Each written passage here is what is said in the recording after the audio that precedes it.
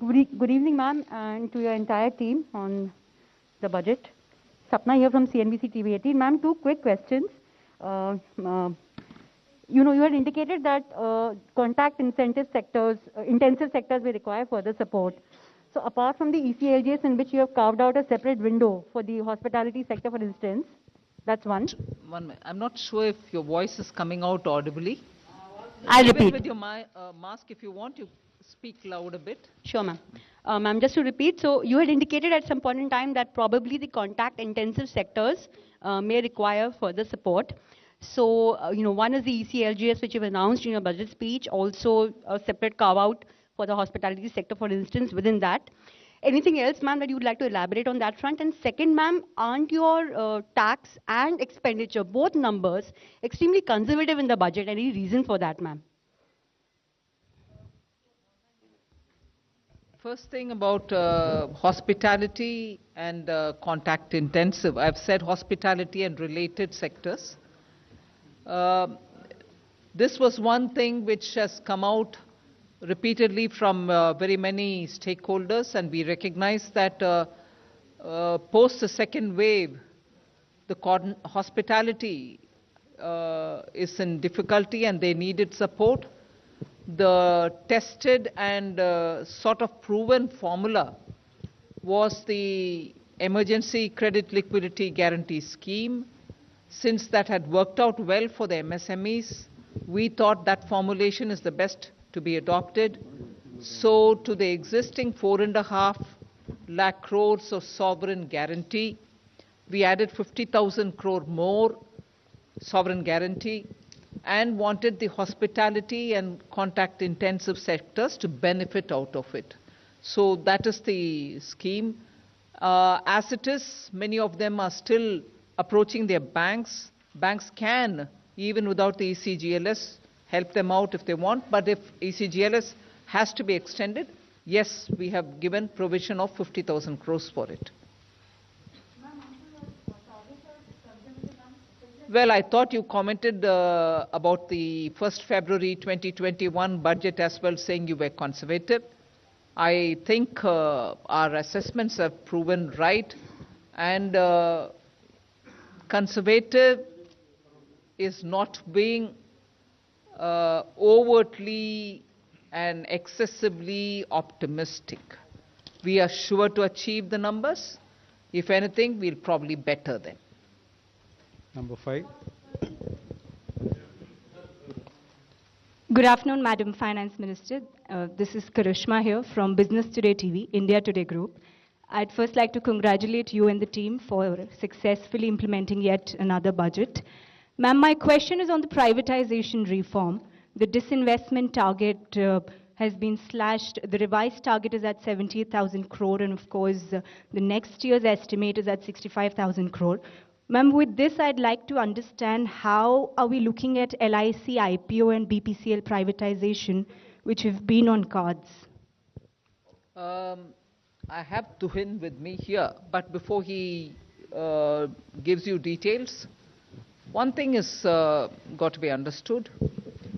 LIC, we've already sort of told you that in all probability it is going through this year. I've made a specific mention of that in the budget. So beyond what I've said in the parliament, there's nothing more to add for me on that. But I've indicated clearly that it will happen. Now, assessment for the rest of the year about the number being big or small as per your view, I'll have Tuhin get into the details. But we have shown the intent of the government in that Air India got cleared. NINL has found its buyer. There's a little bit more work to be done there, but you are saying that we are progressing in many of these. So I think we've been very realistic in telling what we'll do and achieving what we've told. Tuhin, you want to add anything more onto this? Ma'am, I just want to add that disinvestment actually is in accounting terms, when actual receipts to the government. Now, when we, for example, do NINL, nothing comes to the government in accounting terms. But that doesn't mean that we are actually progressing towards privatization in a faster way. So emphasis is on completion of transactions and implementation. And if we keep too high a target, sometimes it also distorts the market, because nothing stops us from achieving when we want to achieve in disinvestment as per the plan which we are there. So ma'am has also mentioned that the ongoing transactions will be carried on and they will be completed. And these transactions, as and when they mature, they come to that. And secondly, on the revised estimates being 78, we should not also conjecture what will be the size of LIC IPO based on that, because valuation is yet to reach the final conclusion based on which we will do that. And there have been instances of actual receipts being different from even the RE figures, so you should not read too much into it. Okay, 122. Hi ma'am, Meghna Mittal from Newsrise. The budget has remained completely silent on India's listing on the foreign indices. There was an expectation that a tax amendment might happen to enable that. Has that been put on hold, or what is the plan on that?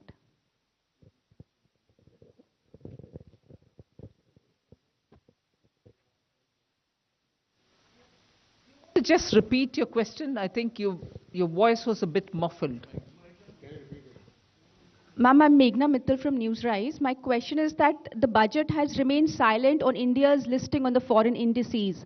The expectation was of a tax amendment to enable that. So has that plan been put on hold, or what is the update on that? You're referring to the bond indices, Yes, right? yes. The issue is that the NR to NR transactions are anyway tax-free. So there's no capital gains. The issue was between NR and resident. So the BEPS discussions are on for us. And in those discussions, we are actually saying that the capital gains tax right should come to the country where the transactions emanate from. So that has been our stand. And those discussions are still on, and we are the one who's propounding that thing, and that's how it is moving, those discussions. So this was not the right time for us to take a decision in a manner where we give up on our own domestic thing while we keep fighting in the BEPS discussions. So that was the basic reason that we didn't want to do it this year. Number 90.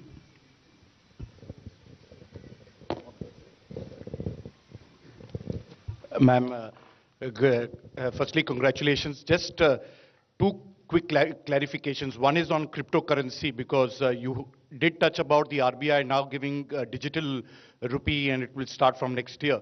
And you've reflected that in the finance bill. You've also taxed cryptocurrency, but there's no regulation. So how are you going to work on that? I'm a little bit keen to understand that. And the other issue, of course, is that in your speech, which was very well put, there was one key issue which affects all of us, including you, inflation. How are you going to deal with that?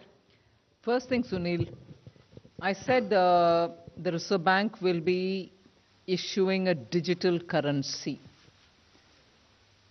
Currency becomes a currency is a currency only when it is issued by the central bank, even if it's a crypto. But anything which is outside of that, loosely all of us refer it to be cryptocurrency. They are not currencies. So let's first understand we are not taxing currency that is yet to be issued. And that provision is now made, and the currency in the name of digital rupee will be issued. Exact name you'll get a bit later, but Reserve Bank is the one which is going to issue it. And what Reserve Bank issues is the digital currency. Everything that prevails outside of it in the name of digital whatever are assets being created by individuals. And in transacting that asset, if there are profits being made, we are taxing that profit at 30%. We are also tracking every trail of money in that by saying every transaction will be 1% TDS, if I can use that expression. There will be a transaction, TDS imposed on every transaction in the crypto world, any transaction that is happening outside. So the distinctions are very clear. Currency is only with the Reserve Bank. That will get issued sometime this year. The transaction happening in the crypto world are of different kinds of assets, and for that, every transaction gets taxed. We have circulated a paper, inputs are coming in, public stakeholders are also talking about it, so regulation goes through that process. I don't wait till regulation comes into place for taxing people who are earning profits, can I? Well, every budget doesn't speak explicitly about inflation and its impact, but of course, if you're talking of numbers, money, credit, liquidity, and also supply and demand of essential goods and others, you keep in mind inflation. Okay. 11. Ma'am, मैं आमिर हूँ news nation से। बहुत सारी चर्चा इस बात को लेकर चल रही है कि जिस तरह से इनकम टैक्स को लेकर के उम्मीद की जा रही थी काफी समय से, तो इस बार इनकम टैक्स को बढ़ाने का टैक्स तो टैक्स को कम नहीं किया गया, कॉर्पोरेट को के टैक्स को कम किया गया। बढ़ाने का उम्मीद है तो मैं बढ़ा नहीं दिया मैंने। लेकिन ऐसा मैम ऐसा क्या हुआ कि टैक्स में कोई भी रिबेट नहीं मिली? आम जनता जो पब्लिक खासतौर पे सैलरीड क्लास है उसको बहुत उम्मीदें थी इस बार बजट से। मैंने टैक्स इंक्रीज नहीं किया, वो बात मैं दोहराना चाहती हूं। लास्ट ईयर भी, इस साल भी, एक भी पैसा टैक्स के द्वारा मैंने एडिशनली कमाने के लिए कोई कोशिश नहीं की। पिछले बार प्रधानमंत्री जी का आदेश था कि डेफिसिट कितने भी क्यों ना हो, पैंडेमिक के समय जनता के ऊपर टैक्स का बोझ डालना नहीं, वो ही इंस्ट्रक्शन इस बार भी। इसीलिए हमने टैक्स के द्वारा कोई पैसा कमा करके पैंडेमिक के समय जो डिमांड्स एंड चैलेंजेस है हमारे ऊपर, उसको कोई उससे राहत ढूंढने का अटेम्प्ट भी नहीं किया। टैक्स इंक्रीज नहीं हुआ। 1 to 4.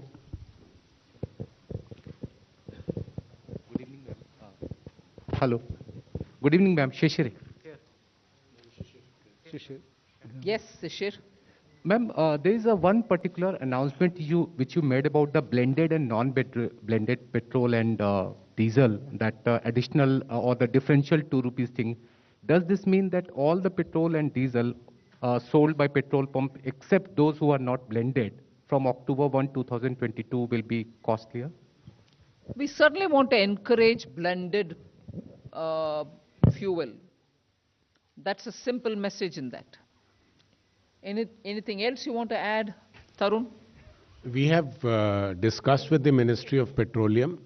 We have also collected data on what is not being blended, and this is something to push the petroleum companies to ensure that they do the blending. So our desire is not to collect this tax because it will be very minimal, but the desire is that the blending happens, and to that extent it benefits the country.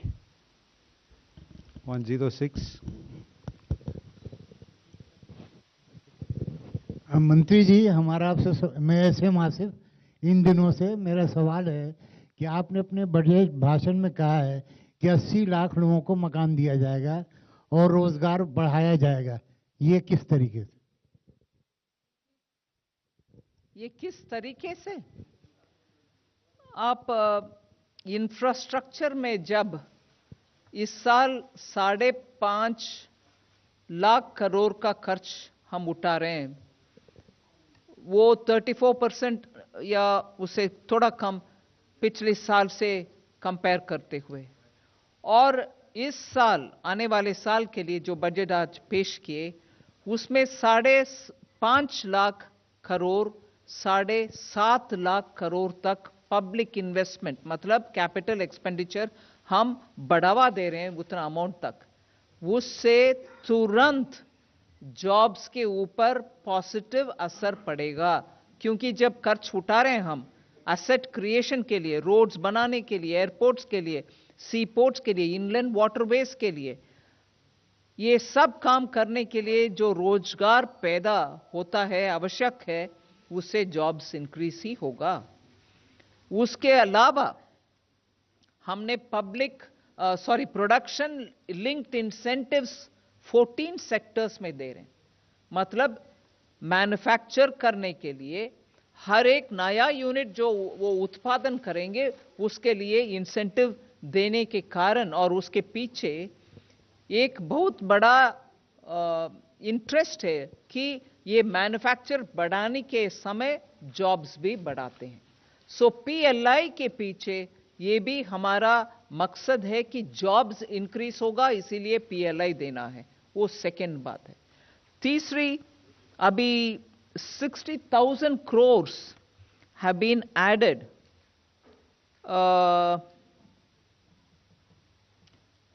ये जो अभी sovereign guarantee के साथ हमने दे रहे हैं hospitality sector का, और ECGLS जो दिए पिछले साल MSMEs के लिए, उससे ऑलरेडी एक बाहर की इंडिपेंडेंट स्टडी, सरकार का नहीं, इंडिपेंडेंट स्टडी से ये डेटा आ रहे हैं कि MSME सेक्टर उस लोन को उपयोग करते हुए उनके पास काम करने वाले सबको उनके जॉब्स में बरकरार रखे, वो उन जॉब से हटाया नहीं गया। सो सरकार के प्लान हर एक ऐसे जो प्लान्स पैंडेमिक के समय दिया गया आत्मनिर्भर भारत के नाम पर, और उसके बाद ये ECGLS, अभी जो ECGLS हॉस्पिटैलिटी सेक्टर के लिए हम दे रहे हैं, वो सब जॉब्स को मन में रखते हुए ही दे रहे हैं। यही है तरीका। Okay, 175. Ma'am, Tarun Sharma from Zee Business. Ma'am, आपने बजट में 2 अनाउंसमेंट्स करी हैं, एक IBC अमेंडमेंट्स को लेकर। मैम, किस तरीके के अमेंडमेंट्स आप देख रही हैं IBC के अंदर जिससे रेजोल्यूशन प्रोसेस जल्दी हो पाए? और दूसरा मैम, आपने कहा एक एक्सपर्ट कमेटी बनाई जाएगी प्राइवेट इक्विटी और वेंचर कैपिटलिस्ट के लिए। मैम, किस तरीके के कंसर्न्स उन्होंने आपके सामने रेज किए हैं? क्योंकि आपने लिखा है कि रेगुलेटर आर्बिट्राज या फ्रिक्शन जो है उसको दूर किया जाए, तो क्या कंसर्न्स प्राइवेट इक्विटी प्लेयर और वेंचर कैपिटलिस्ट? नहीं, they could be any number of concerns, but once when they met me and once when they met the Honorable Prime Minister, they went into a lot of details which are important from the point of view of ease of doing business and also better understanding that sector. If all of us can see the point that private equity in India, venture capital funds have been one of the prime reasons why many of the startups could rise to become unicorns within first 6 months of this year itself. Last year, 21 itself, you saw how many of them benefited by funds being made available in India through private equity. Now, if that sector needs further facilitation, obviously the sector will have to sit and talk with a group of people who can understand their needs and then suggest solution for policy making. That is why I have referred to the consultation which we've had with them, and then said that we will appoint a committee which will go through it and come back to the government with suggestions. 255. Ma'am, Gyaneshwar Dayal from Jan Express. I have a question, actually 2 questions. When can we expect the farmers' income to double? Number 1. And when can we expect the pharmaceutical? Farmers' income to double. It was supposed to double in 2022. And how far is the goal of 5 trillion economy? And in what way your budget would take us there? Thank you. Who wants to? I mean, will Ananta Nageshwaran want to answer it?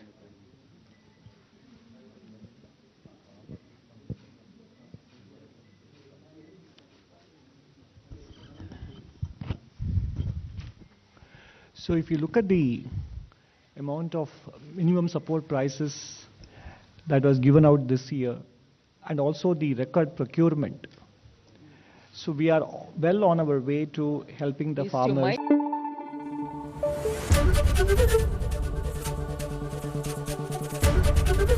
ABP News आपको रखे आगे।